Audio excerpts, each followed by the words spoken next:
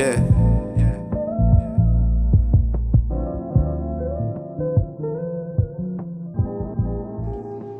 All right, so welcome to this interesting interview. I had the opportunity to interview this young man out of Arizona. His name's Demarius Watson.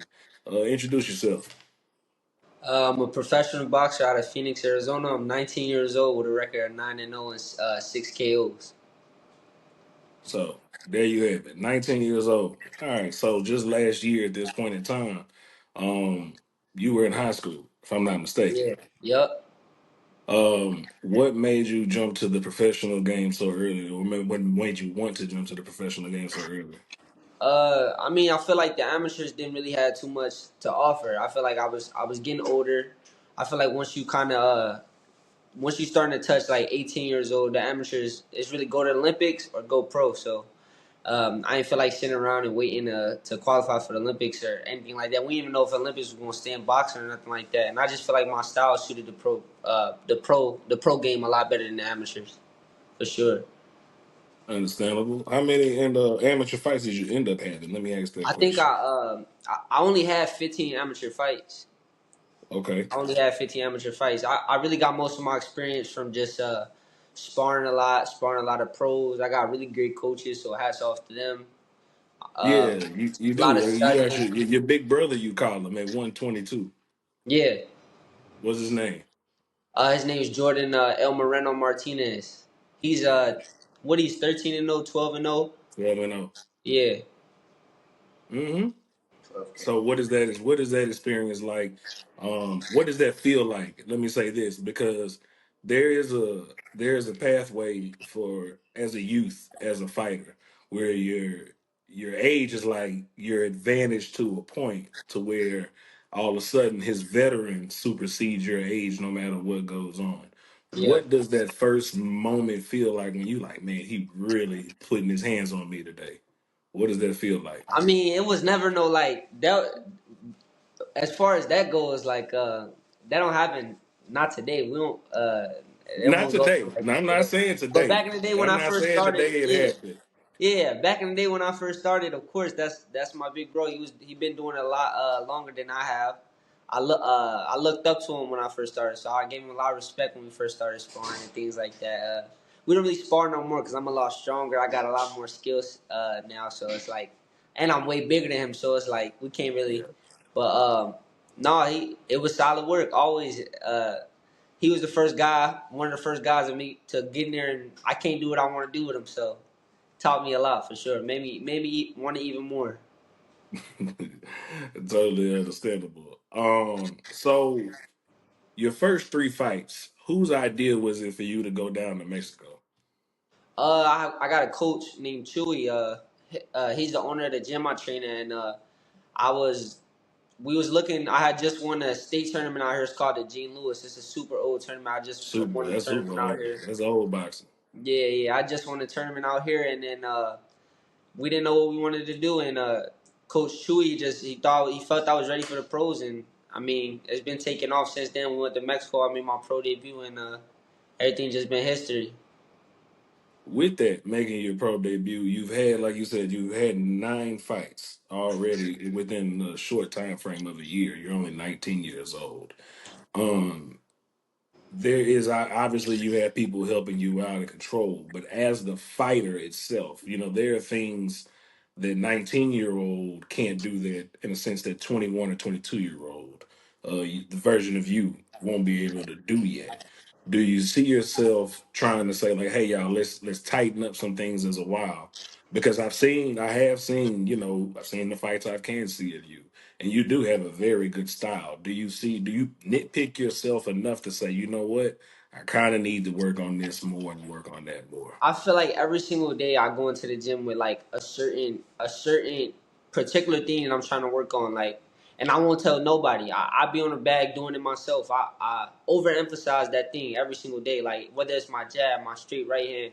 I ain't like the way like certain fights. I don't like the way my hand placement is. I go to the gym and I'm doing this all day. Like I'm really I get kind of like crazy about that kind of stuff. Like I just want to be perfect inside the ring. A lot of times I step in the ring and people around me feel like I have an amazing performance. I feel like I did good, and I go back and watch. I'm like, I like the performance, but I don't like this about it. So I'm gonna fix this, and it's just gonna keep getting better and better. That's all that can happen when you constantly in the gym trying to work on your mistakes. And feel me? Correct, because we can never be perfect. We can only perfect our habits, right? Yeah, You ain't exactly, you ain't gonna exactly. never you ain't gonna never get it right, Exactly. but you I can make mean, your habits. I'm starting to understand that too. Like I watch my favorite fighters, top guys, pound for pound guys, and they make a lot of mistakes. When I'm watching them, I'm like, he do that and he pound for pound, but it's a part of Yeah, the game. I feel like I might get something new added to my bag, but I might lose something. So then I go back to that. So it's like I'm constantly uh, elevating as a fighter, and just I'm starting to come into my own style. And once that happens, it's dangerous. correct. Because you're getting right now, what you're doing is you're gaining it. You are doing a good job. I've seen from the guys they had you in the ring with, you're getting used to being comfortable as a professional first. Yeah. Because you're 19, not to say that there's anything wrong with how anybody's doing. Nobody, let me tell you something, this is not a perfect science, okay? There is no perfect science to boxing. Um, do you see yourself in a sense because you are in the kind of smaller weight classes? Do you see yourself kind of being on the pace of an Abdullah Mason to where you're like, you know what, I'm trying to get there this fast, or Honest, are you willing to hold it back yourself and say, hey, let's just get it right first? honestly, I believe I'm a big believer in God, so I feel like it's gonna happen when it's time for it to happen. I'm in my word every day. I'm praying, making sure that He keep His right hand on me so it can happen on time. Uh, but as far as like them other guys, like I feel like I'm on their level already. I feel like whenever my people, I trust my promoters, I trust my matchmakers, I trust my coaches to watch me in the gym and say, okay, you ready for that guy? Okay, you not ready for that guy? Okay, you ready for that guy? So I just let them do their thing. Obviously, I want to fight everybody, but I'm gonna let them kind of control that aspect of it. But whoever they give me, I'm ready to go. If my coaches don't lie to me. They're very honest. If they tell me you can get this guy, you can make it look easy, I'm as confident as they are. I ain't mad. I'm just mad. It's always good to make sure you're also self aware of your Yeah, own, because that's a mistake I made yeah, for my own part. I can admit that wholeheartedly. It was like, yeah, I can, but was it the right time? No. yeah. I feel like I got a lot of people around me that kind of see me as like the gem, like the guy, like I'm like the one who's gonna take it to the top. So I don't feel like they would rush me or hold me back. Right. What does that pressure in a sense feel like? I mean, I just kind of see it as like I don't know, pressure or no pressure. You gotta kind of like I love everybody on my team. I'm doing it. Everybody's gonna eat off of it. But at the end of the day, it's for me. If I don't steer the ship or drive the ship, then Nobody goes nobody get nothing. nowhere. So you get what I'm saying. So pressure or not, I don't try to put too much pressure on myself because they ain't gonna help you. Pressure not gonna, you know, regardless Yep. how other people feel about it, it's definitely for me. And then Yeah. Totally understandable. Now, let's get to what you got coming up this Saturday at the Celebrity yeah. Diva Arena. How you feeling? I feel ready. Just tailoring down the work this week, cutting the weight off.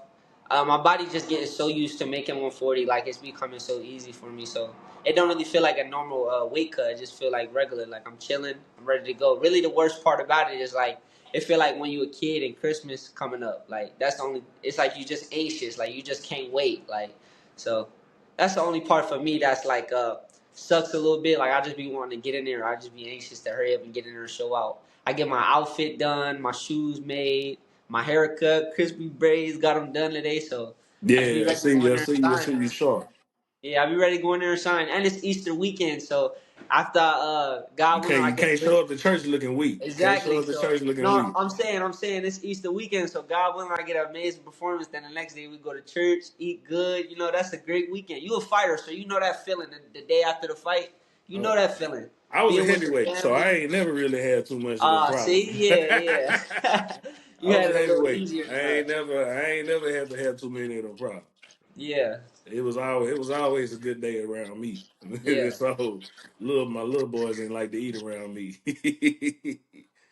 All right. So you got your 10th fight coming up, 10th fight within a year.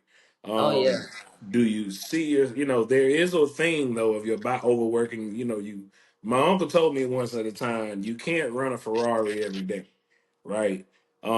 Do you see yourself and say, hey, because I've seen you've had fights either between 1 month or even 3 weeks back to back, right? yeah, How soon do you see yourself taking a break? And that's not necessarily a bad thing. Or do you ever catch yourself saying, hey, I've been breaking that body down, losing this weight for constantly, sure, because for sure, for eventually, sure, your body will stop trying to lose that for weight sure, for and it'll sure. be a lot harder. For sure. I kind of experienced that last year. Like, I mean, you gotta learn it. Sometimes you gotta learn it the hard way. And I feel like last year I had a couple tough weight cuts, just doing it back to back to back. But Yeah. this time, like, I don't know. I'm just starting to become a lot more smarter. Like, working smarter, not harder. Like, obviously, I go to the gym every day and I work my butt off. And after this fight, even though it's gonna kill me, like, I'm gonna try to force myself to take a little bit of time off. I'm supposed to be, I gotta make sure I rest up because the next one, feel me, I gotta get right back in the gym and push my body to the max again. I'm about to say, nah, you rest is way more important than the activity. Yeah, Rest will save you. You only have a certain amount of punch resistance in these things, and exactly. yeah. So A definitely, lot of people, even like even just taking a week off makes a huge difference for the next camp. It makes a absolutely huge makes a difference. huge difference.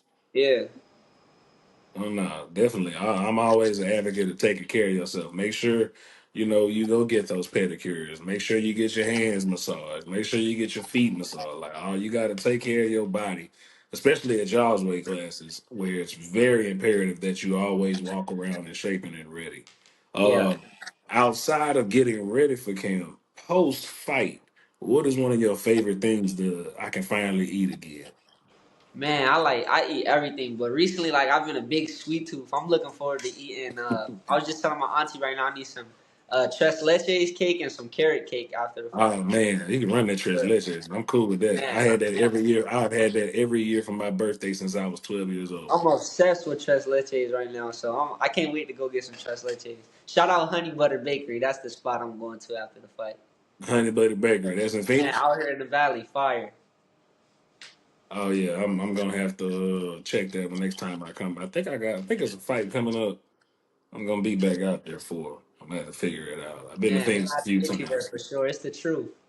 I've been to Phoenix a few times. A few of the things I've had has been pretty good. I ain't mad at you. Well, outside of that, man, anything else you want to say? Hey man, everybody just check me out on social media at Demo Watson on Instagram. Uh, Tune in, man. I'm just gonna keep taking off. Saturday night, coming to get a knockout. April 19th, somebody going to sleep, and then we're gonna do it all over again. So I'm ready. Demarius Watson, ladies and gentlemen. Appreciate your time, young brother. Appreciate you, man. All right.